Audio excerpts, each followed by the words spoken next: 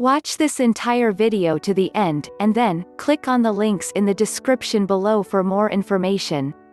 16 steps for a complete traditional circle casting and closing. The witch's circle is a doorway between the worlds. While it affords some protection from negative influences, its primary function is to act as a sacred space where you can commune with gods and the universal sources of power. The circle is the transformer that converts the raw energy of the otherworld so that it can be readily used in the mundane world.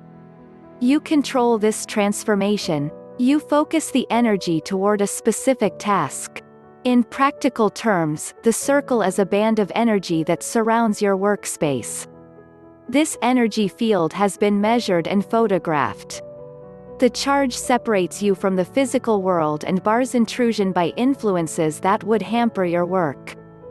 The circle is a gateway for the passage of power and wisdom from one plane to the other.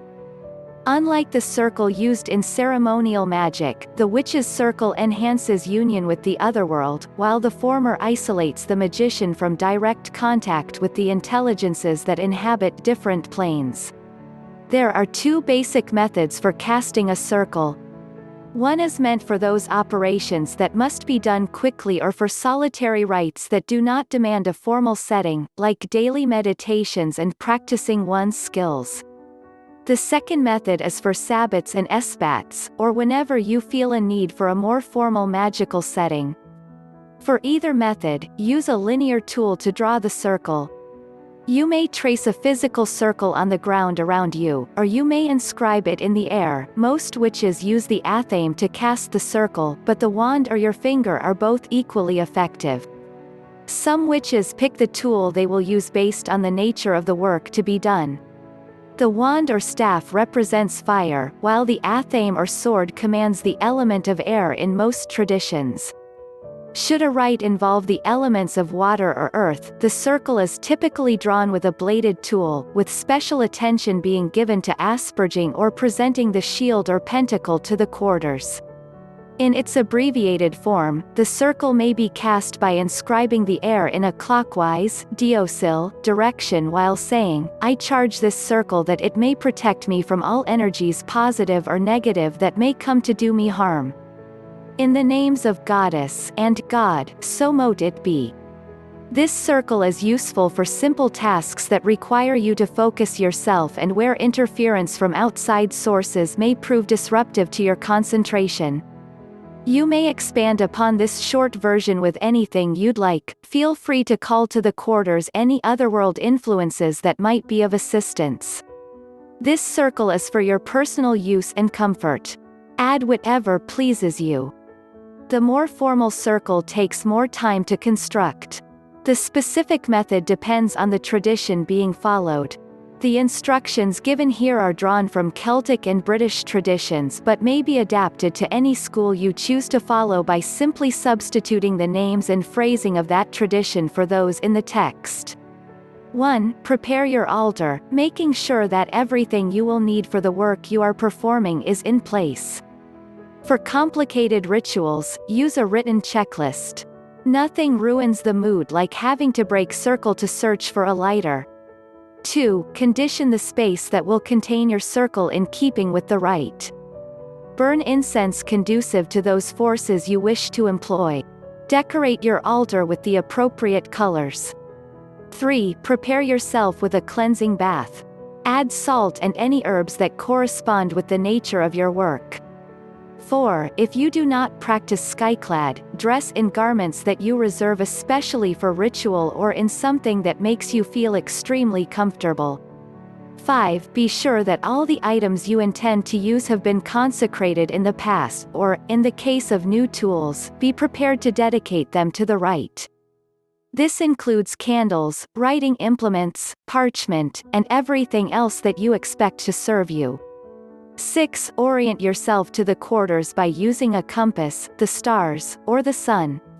Don't let small deviations trouble you. Magical north is much more important to your work than magnetic north.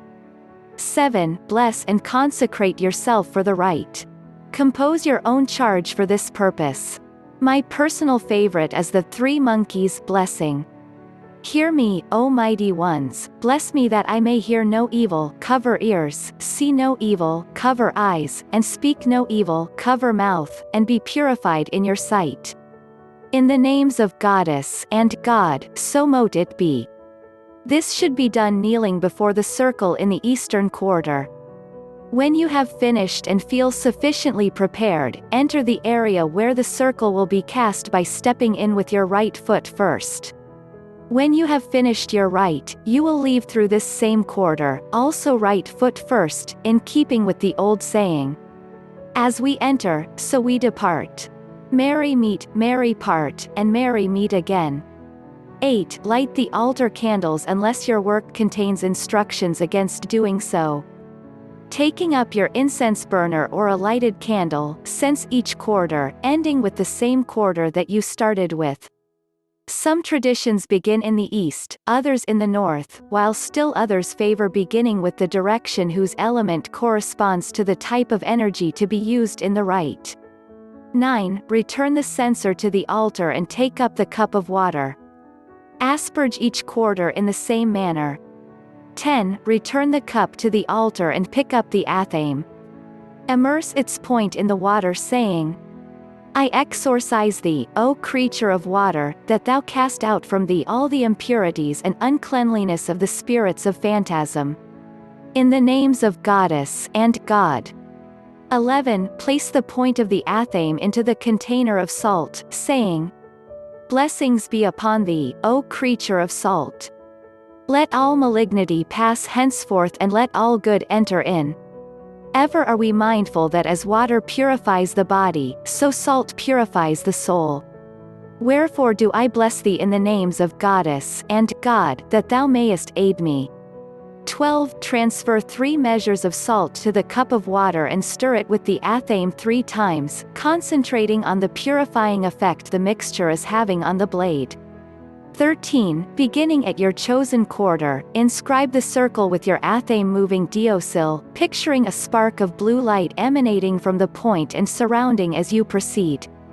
14. When you have completed your circumambulation, return to the altar and prepare yourself mentally to invoke the forces at the quarters. You may wish to dedicate yourself to the rite at this time. Use any words that have meaning to you, inviting the gods to watch as you align your body, mind, and spirit with the forces of the otherworld. 15. Take your athame to the first quarter and salute. There are many formulas for this procedure, but they all involve showing respect for the forces you are about to invoke and end with the athame pointed toward the quarter. 16. Invoke the forces of the quarter. You may call a specific entity or the entire array of beings and energies associated with that element. Remember that you are issuing an invitation, not a command. A common form of invocation is, Hear ye, O mighty ones, dread lords of the watchtowers, to the cardinal point, I, your craft name, do summon you. And invite your presence at this my rite, Sabbat, Esbat et al. That my rites be witnessed, and my circle be blessed. Follow this invocation by inscribing a fiery pentacle in the color representing the quarter, starting at the uppermost point and descending to the right. Make your motions grandiose, expressing your commitment to the work and your inner strength to those you are inviting to attend. End your invocation with a clap of the hands or by ringing a bell, signifying that you know that your invitation has been accepted. Repeat this procedure at each quarter, traveling diocil. Finish where you started with a final salute and return to the altar. Say, All ye I have summoned are welcome. Your circle is now complete, and you may begin the rite. Closing the circle. To close the circle, stand at the altar, facing the first cardinal point and say, Hear ye, O mighty ones, I thank you for your presence at my circle. And ere ye depart to your lovely realms, I bid ye hail and farewell. Facing each of the quarters in turn, draw a banishing pentagram in the air with your athame, starting at the lower left-hand point and moving toward the uppermost point. End with a final salute to the first quarter, saying, Hail and farewell, all. Pointing your aim toward the first cardinal point, move Wittershins counterclockwise about the circle, visualizing the blue energy field that has surrounded you being withdrawn into the aim or simply winking out. When you have again arrived at the first quarter, raise your aim above your head and repeat. The circle is open, but never broken. Merry meet, merry part. And merry meet again. Exit the circle where you entered, stepping out with right foot, as you entered. Your circle is a matter of personal preference. You should find some combination of these two methods to your liking. Each branch of Wicca has its own method of casting a circle. The elements that they have in common are recognition of the 4 cardinal points and the belief that the circle acts as a bridge between levels of existence.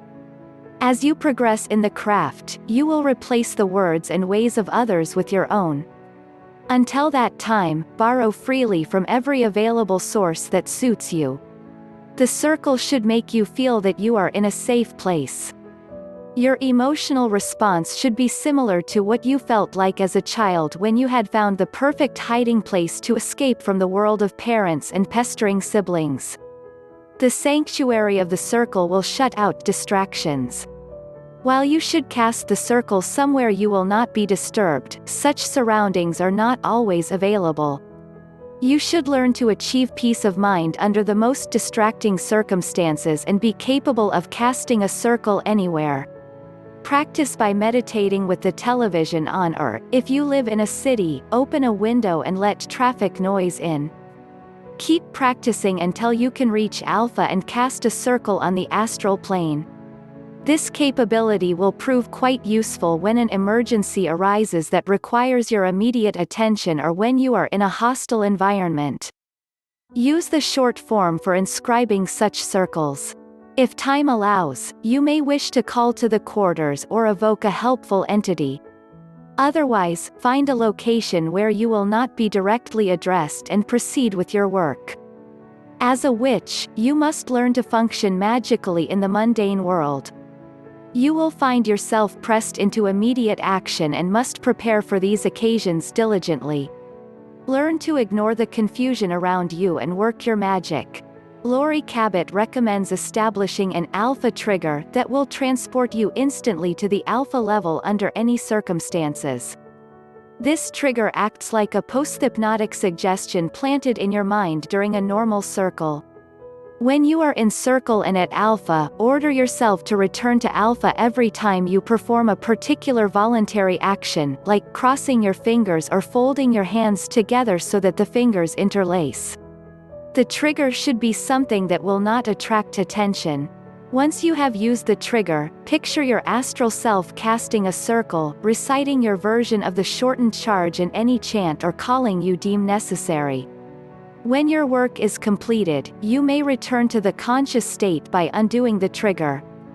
Should you feel the need for protection from outside forces that seem deliberately directed at you, or if you are about to enter a hostile environment that threatens your well-being, you can add 2 more points to your circle and make it a protective sphere. Once you have cast the circle, stand at its center and inscribe another circle, beginning at the spot directly over your head and proceeding along a line through the northern point and returning through the south until you are again pointing at the zenith above your head. As you do this, picture yourself being surrounded by a sphere of blue light that will act as a barrier against all harm. Unlike the circle, which is meant to stay in one place, the sphere can accompany you anywhere. This protective shield will repel any effort to assault you spiritually or mentally. The sphere can prove especially useful when attending family gatherings where dear old Aunt Emma feels compelled to point out the error of your Wiccan ways condemns your soul to hell. The same holds true for preventing coworkers from subjecting you to assaults founded on envy. Whenever you feel the need to isolate yourself from the bad influences of those around you, use the sphere. Get more information on witchcraft, spells, and magic by clicking on the resource links below in the description. Make sure that you like and share this video. Click the subscribe button to subscribe to this channel. Visit us at witchcraftmagick.com and sign up for weekly freebies. Thanks for watching.